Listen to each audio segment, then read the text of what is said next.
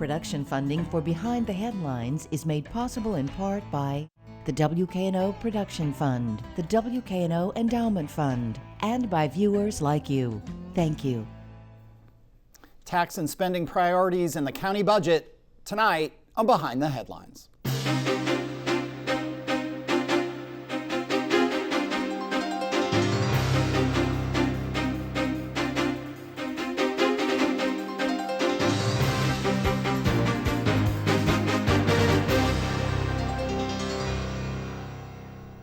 I'm Eric Barnes with the Daily Memphian. Thanks for joining us. I am joined tonight by County Mayor Lee Harris. Thanks for being here again. Sure, absolutely. Erika Sugarmon, County Commissioner from District 12. Thank you for being here. Thank you for having me. Along with Bill Dries, reporter with the Daily Memphian. We're moving towards a budget vote on trying to finalize a budget for the county June 23rd. Given the reappraisal year, every 4 years there's a reappraisal. The state came back and I think the certified rate went from 339 down to 269 was the number, if Bill's nodding, that was proposed. You had put forward a budget, Mayor, that was 273, so within that range.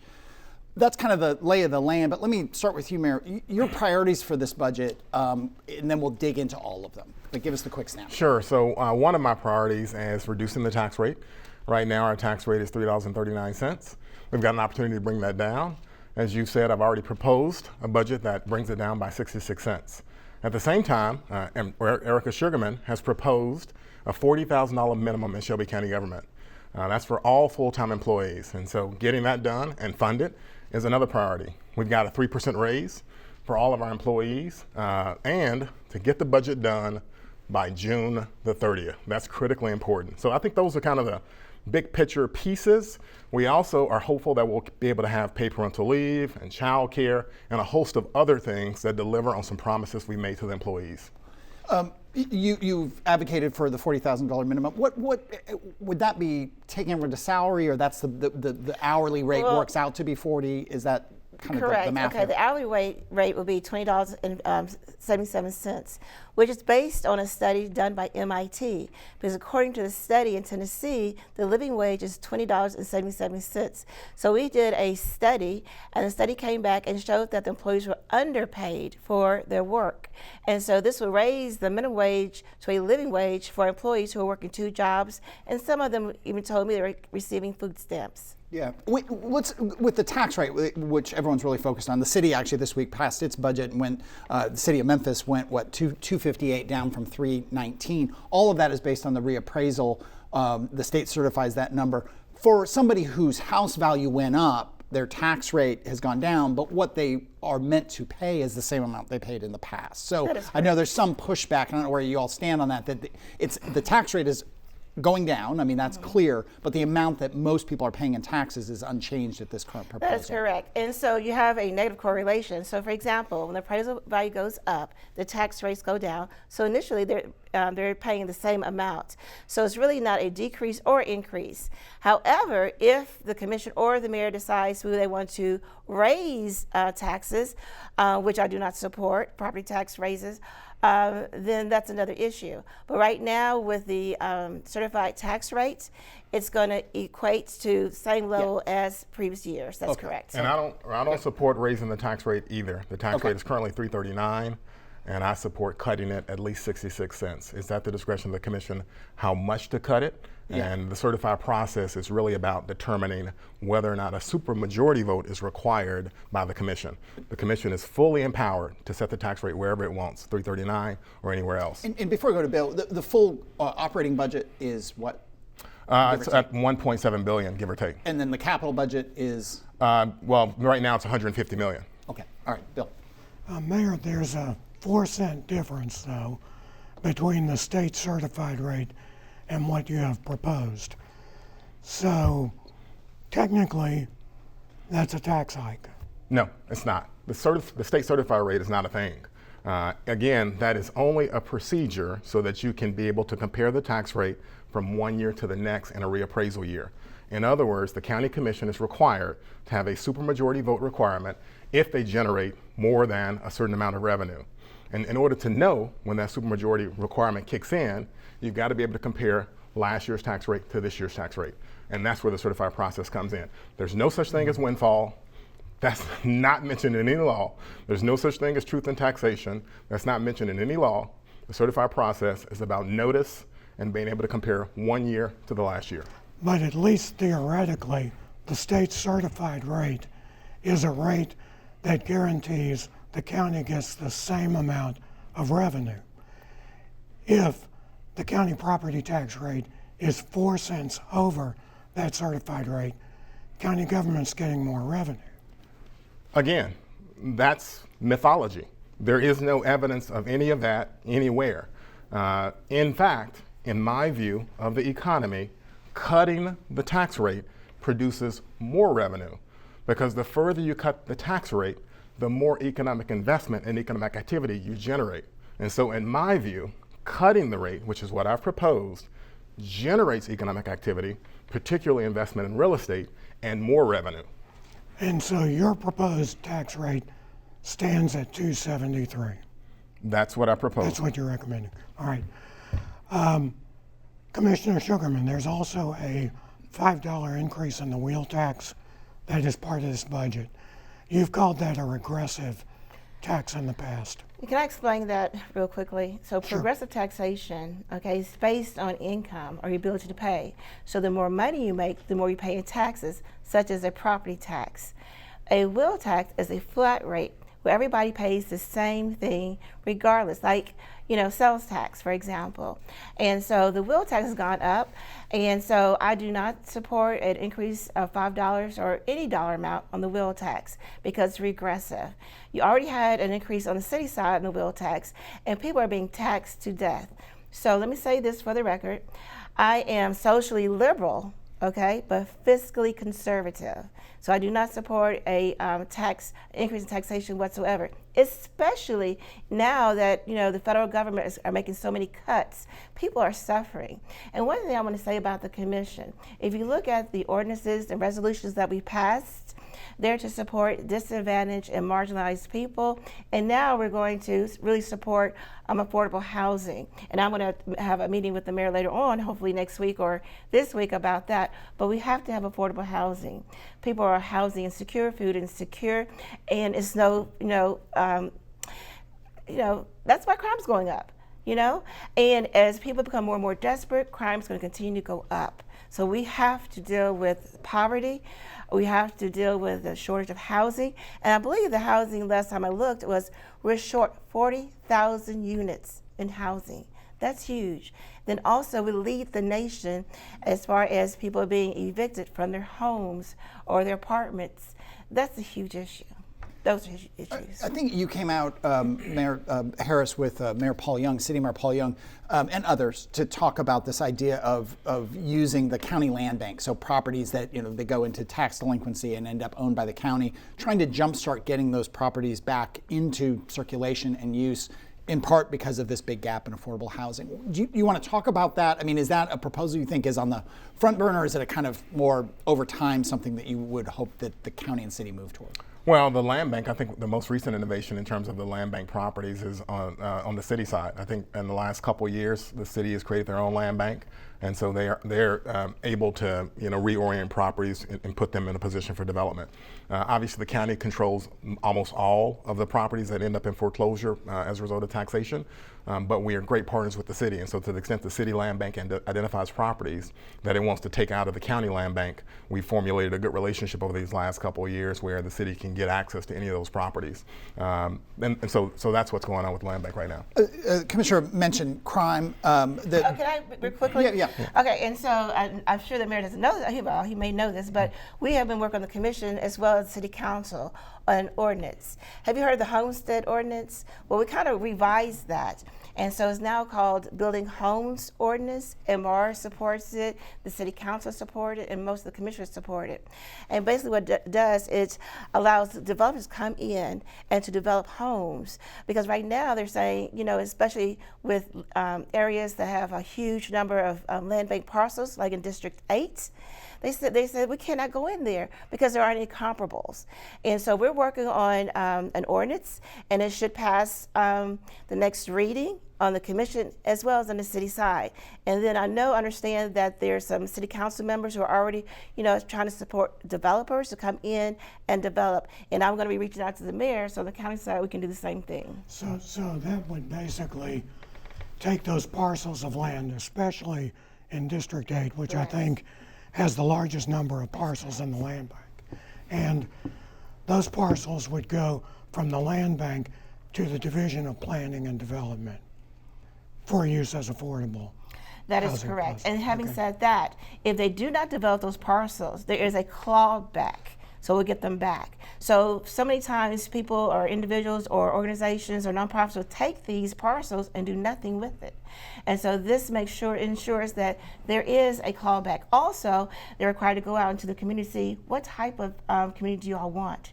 Do you want a mixed, type neighborhoods or community or what have you? So we're actually going out into the community to see what people want in their areas. But having said that, Shelby County, and I'm so proud of Shelby County, we were one of 5 counties across the nation that were selected by NACO, the National Association of Counties, to do a project. And this is part of the project. And what we're doing is we're going to areas and we're trying to find out what are the barriers so that we can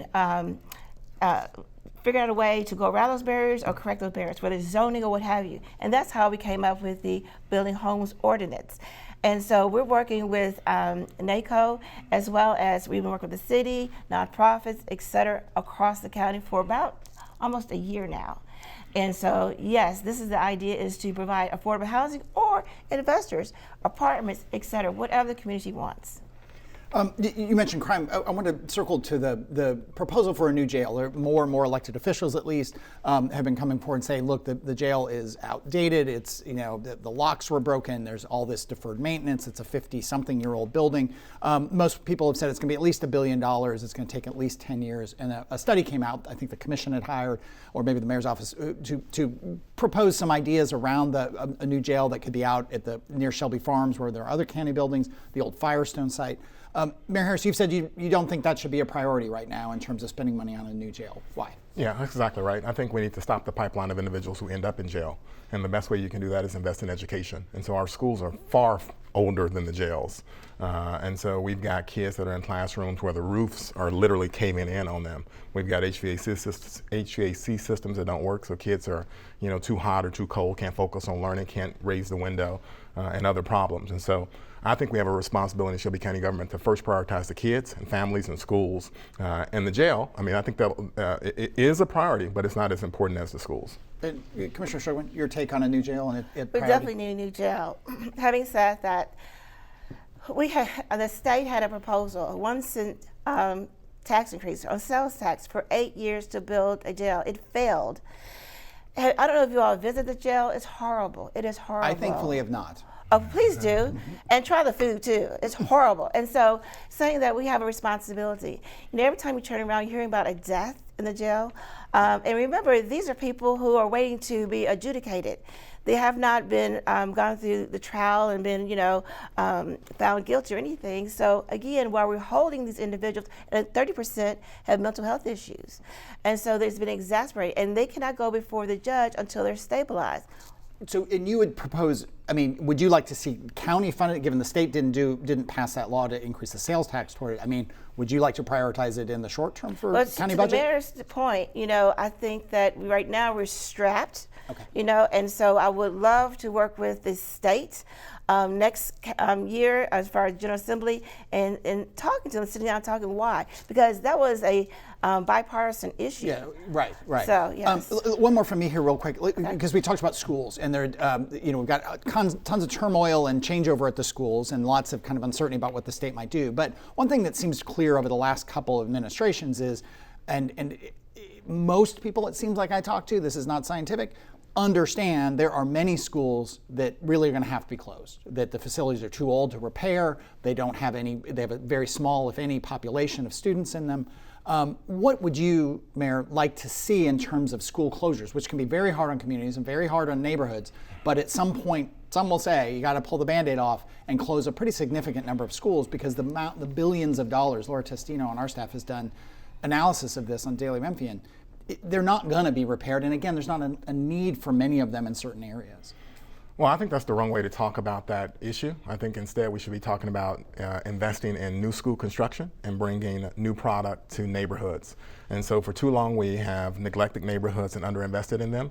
And so one of the ways that governments can reactivate a neighborhood and bring new families into a neighborhood that has been devastated is to build more schools. And so I think it's not so much a closure of old schools that are dilapidated, it's making sure that all kids get a first-class learning environment, and that means investing in new schools.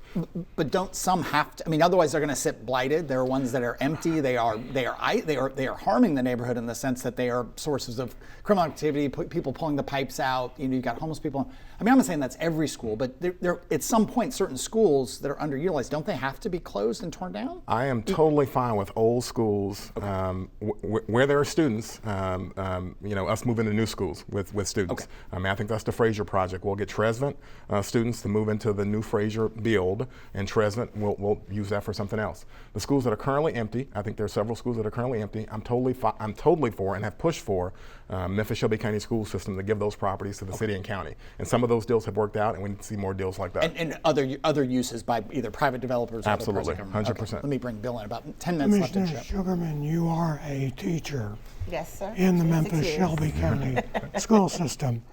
What do you think about this? Does the system of schools need to be rethought, reconfigured? Yes, I am old school, and I think that should be community schools, and I would like to work with the superintendent and the school board in the vision. I do not want to see these box schools built. Also, when I talked to the superintendent, we talked about workforce development as far as the CTE program, vocational programs, and he's really focused on that. I would love to double that, as well as the dual enrollment programs. I'm working with TCAT. I'm working with the corrections officer, Chief Alexander, et cetera, because these kids, these young adults, need a vocation. They need a skill set. We're now have all kinds of construction going on, and construction companies saying they're bleeding out because they're having to bring people in from all across the country. And so we also have an ordinance that we're working on as the workforce development chair. I've been working on this for several months as well, and it's a construction apprenticeship program where construction companies can get a certain kind of an advantage in the bidding process. We haven't figured that part out yet, if they have an apprenticeship program, so we can have a pathway into a viable workforce. All right. Mayor Harris, construction is underway now on the new Fraser High School. Aside from the impact on Fraser, which will be considerable, what kind of effect has that had on kind of opening the gates on new school construction? Well, I think the gates are wide open. I think the new superintendent is very open to new projects. So we had meetings with his top facilities person recently to talk about a location for the new Cordova, which is kind of hindered a bit, and we want to try to get that through the pipeline. And I think there are other opportunities. We're going to do a ribbon cutting in the next several weeks around reorienting the old Vance Middle School. Of course, the superintendent knocked down that facility. The last superintendent knocked down that building, and so that building is now poised to operate a sports field. Shelby County government is going to partner with a nonprofit to create a sports field there, and we're gonna cut the ribbon on that really soon. So there's a whole lot of opportunities now with the new superintendent and some of the stabilization with the Memphis Shelby County school system. And I should also say, just go back to detention for a little while. Remember, it's not just jail. We also have the penal farm, and the penal farm is under the administration. The penal farm is over 100 years old, some of the buildings, and we're still able to make sure that everyone is safe, and that there are programs for rehabilitation and a lot of workforce training programs. And we're about to build, with the commission's help, we're about to build a high school within that campus. And so here we've got a 100-year-old facility, much older than the 1980s that we're talking about with the jail, that is able to still do the work. And so I just wanted to make sure we mention that because, again, it's really about prioritizing the work. And I would prioritize schools. I would put the jails a little bit below that. And I would really focus on the 2026 election because I think there are going to be some candidates, and I think Commissioner Sugarmon knows this as well. There are going to be some candidates that articulate a vision for how to stabilize the jail and stabilize what's going on in the jail. And I would just ask folks to just listen intently to that because there may be ways to solve some of that problem without spending $1 billion. If this budget proposal is approved on the 23rd, becomes the budget for the county, when is work going to start on Regional 1 Health's new campus? So the first part of that process is, of course, land acquisition. And so the land acquisition has just culminated, in the last few days, because it is very, very tough to put together that number of acreage in the center of our downtown medical district. But we've been able to accomplish that, and so now we control vast amounts of land where the old commercial appeal building is. And then from there, there's 2 years worth of planning in order to have the construction specifications for a first-class academic medical center. So this will be silent for a while as they go through the very careful, technical 2 years worth of planning, and so that's where we are as part of the process. I know there are other ideas on the table, but those other ideas are in effect to close down Regional 1 such that it no longer exists.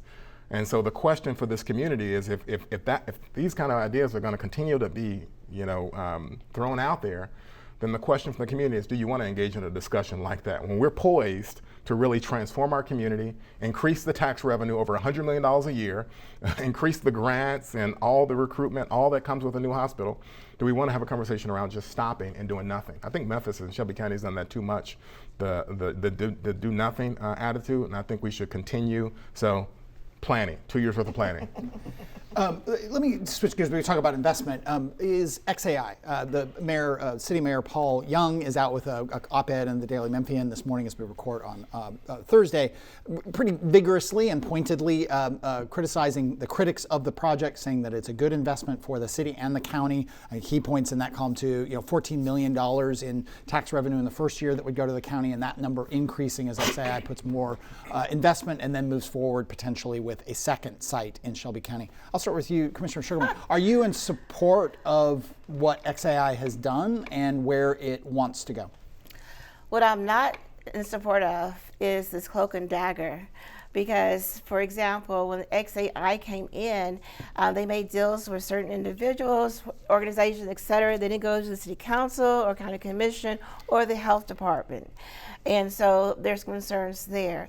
Number two, then also you're hearing about the pollutants in the environment in a disadvantaged area. There's some concerns there. Also, the zoning has not been updated since the 1950s. So I've been diligently working on ordinances and zoning issues, things like that, and they're all in the legal right now to vet. But there needs to be some things in place so that, for example, let's say that the water, the aquifers are damaged or something like that, there needs to be some type of accountability and oversight. Right now, there's basically nothing. And so that's my concern. Mayor Harris, is it a good investment for Memphis? Well, I'll say that I think Erika Sugarmon is right that the only way to do something about it, if there really is public sentiment, is to change the rules. I mean, land use rules is really the place to go. I mean, the Shelby County land use rules are not necessarily going to do anything, but you obviously City Council has a process for that if you wanted to change something. I'll also say for background, because there's a lot of misinformation out there. I've never met with XAI. I've never met with the Chamber of Commerce about XAI. So it's impossible to be in a deal when you've never talked to any of them about any of that. And obviously, I don't trust Elon Musk, and no one does. But I do trust the health department, and I do trust Michelle Taylor, and so I think the process is going to work itself out. A couple of minutes left, Bill. Commissioner Sugarmon, how do you think this is going to go? The budget, speaking of that, is going to go on the 23rd. A long night. Do you think the budget will change significantly? Yes, there will be some cuts. There will be some cuts? Yes. Mayor, do you know about those cuts? I think there's a set of 13 amendments. That was the last count. Well, you've been doing this a long time, so have I. I don't think there are going to be any cuts, so we'll see. It's been put on the table. All the commission meetings, obviously, everything is voted yes. Everything is added to the budget. So I've never seen anybody cut anything.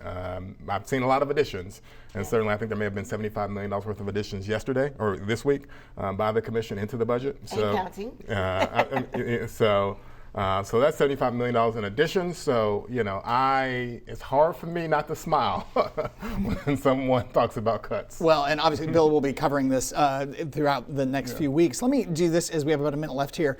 You are 13 months, we think, from ending you'll be termed out as county mayor. You've been on city council. You were up at the State House. One is, what's next for you? Well, we had a lot of big objectives at the beginning of my administration. So 7 big objectives. We've accomplished all of them. It's things like make Shelby County one of the best places to work. It's make access to health care. It's build a high school in Fraser. So we've accomplished almost all of them. I've got one left, which is protect our aquifer. So I'm kind of setting my sights on that. So I've got another year to make sure that we've made a transformative change in terms of protecting our aquifer. And will this be the end of your political career? I mean, you've been in these different offices, or are you looking at other offices? I think it's most likely the end. Although Really? I'm not going to close the door. Anything is possible. Okay. And I won't ask you to endorse. It's the time of year where every other day someone's coming out declaring for county mayor. But for you, you'll be a voter. You'll be voting for the next county mayor. What are the kind of criteria that you're going to emphasize, having been in this office so long? Well, I like everyone. I particularly like Harold Collins. Obviously, I've worked with him closely. I think he's got the experience, and I think he understands all the priorities and the importance of the priorities and continuing them. And so we'll have to see how it plays out. It's way too early to say how this is going to play out. I've worked with a whole lot of the candidates, and I like a lot of them. Okay. Thank you both for being here. Appreciate it very much. Thank you, Bill, and thank you for joining us. If you missed any of the show today, you can get the full episode at WKNO.org, YouTube, or the Daily Memphian. You can also download the full podcast of the show wherever you get your podcasts. Thanks very much, and we'll see you next week.